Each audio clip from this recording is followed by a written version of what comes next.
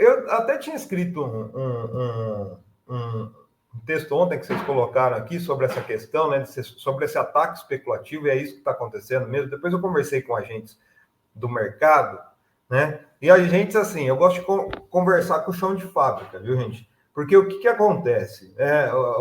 O Azé está rindo ali porque ele sabe que é isso.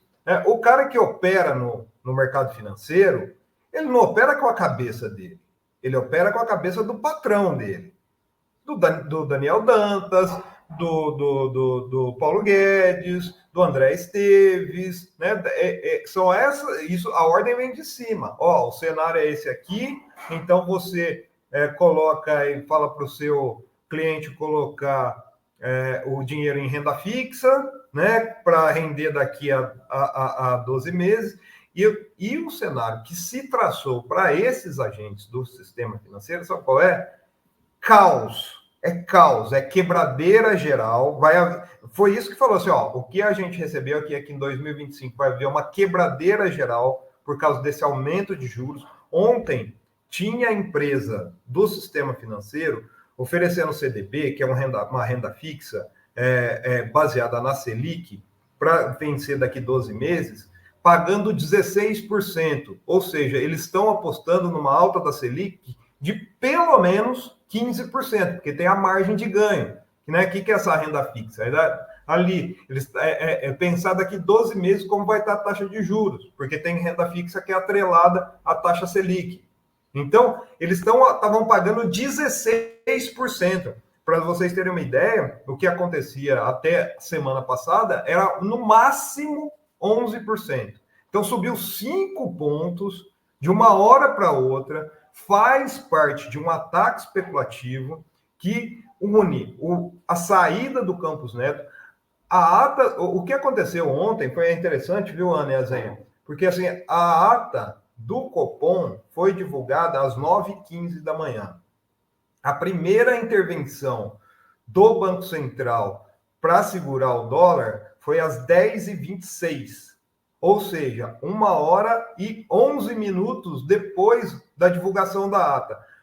Está totalmente atrelada. Aqui, ó, nesse texto que eu fiz ontem, eu explico um pouco isso, que, ó o que diz a ata terrorista do Copom.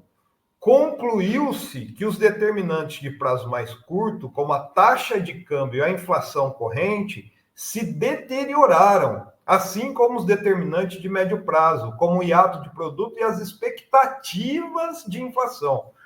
O comitê se debruçou, então, sobre as projeções. No cenário de referência, a trajetória para a taxa de juros é extraída da pesquisa Focus, e a taxa de câmbio parte de R$ 5,95, que é a taxa de câmbio, é a compra do dólar. Ontem bateu 6,20. O que diz isso aqui? Ó? O comitê se debruçou sobre as projeções, que são aqui, ó, a trajetória para a taxa de juros é extraída da pesquisa Focus. E eu sempre coloco aqui, o que é a pesquisa Focus? É a pesquisa semanal realizada pelo Banco Central com o 171. 171 é um número de analistas do sistema financeiro que são ouvidos na pesquisa Focus e que projetaram a inflação desse ano a 4,9%, 0,4% acima da taxa, do teto estimado pelo governo. Gente, 0,4%. Eles fizeram o dólar bater a 6,20. Ou seja, o 171 do mercado, né, a fake news criada pelo 171 do mercado, que são 171 especuladores ouvidos pelo Banco Central, determinaram um ataque, criaram um cenário de terror que determinou um ataque especulativo, que foi capitaneado aí pela essa ata do Copom, a última assinada pelo Campos Neto, né, junto com Arthur Lira, que está fazendo achaques ao governo por causa das emendas parlamentares. Inclusive, hoje saiu informações que ele fez uma manobra para continuar com o orçamento secreto, ou seja, não revelar quais são os deputados que pediram essas emendas, né? é um conluio Lira e também o Campos Neto, que criou esse terror no mercado. E hoje, né, só para a gente concluir, eu acho que a cereja do bolo, e a gente vê que realmente houve um ataque especulativo. Eu acabei de subir, agora há pouquinho aí, uma matéria que eu fiz, baseada nos 2 editoriais que a Folha divulgou agora pela manhã, na edição de hoje. Vou colocar aqui no chat, né? Culpando o Lula pela alta do dólar. E um deles, ele culpa literalmente o Lula pela alta do dólar. Ó, abre aspas para a família Frias, aqui, Ana e Azenha. Existe uma razão cristalina e persistente para a escalada do dólar, que ultrapassou o patamar de R$ 5 em abril e o de 6 no final de novembro. A desconfiança crescente e justificada quanto ao compromisso do governo Lula com o reequilíbrio do orçamento e o controle da dívida pública. Gente, depois eles falam aqui, ó, que fazem ameaças ao governo, ó. Haverá, abre aspas de novo, para terminar, para concluir esse editorial, quem acha exagerada a reação do mercado. E, de fato, podem ocorrer movimentos irracionais em situações de grande tensão. Para restabelecer alguma tranquilidade, o melhor caminho é uma indicação crível de reforço à política fiscal. O que é uma indicação crível de reforço à política fiscal? Corte na saúde, corte na educação, corte no BPC. É isso que eles estão falando aqui, traduzindo para as pessoas. Em seguida, um segundo editorial, só para a gente fechar aqui, eles mentem descaradamente sobre a saúde do Lula para criar um segundo cenário de terror em 2026.